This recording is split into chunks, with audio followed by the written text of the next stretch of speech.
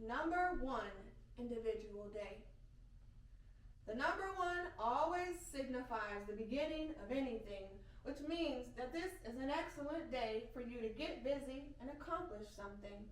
You will find the energy and ambition as you awake, ready to start on the daily routine, feeling full of vim and vigor and the desire to lick the world. You can now forget all the turmoil or unsuccessful projects of the past 9-day cycle and begin anew, with strong determination to make this new cycle a most fruitful one indeed. It is always a pleasant feeling to know you can start over and take another crack at things you didn't quite manage to succeed at before. So get to it. 1 is always a business vibration, so put all your time and effort into it and try to accomplish one major development on this day, no matter what your status in life. As an employer, you should have creative ideas that you can implement immediately. If you work for someone else, you can still use the same creativity and bring it to the attention of the person in a position to carry it through.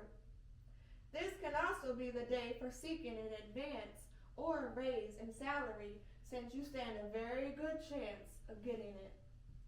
If sales is your line, get out today and meet new customers. You are bound to make big sales and open new accounts. Interviews with people of importance are on the list of things to do if your business falls into such a category.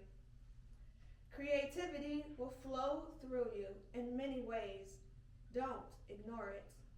This could take the form of ideas or crafts of some sort. It will suit you to indulge in whatever your fancy dictates, and even that could open new doors.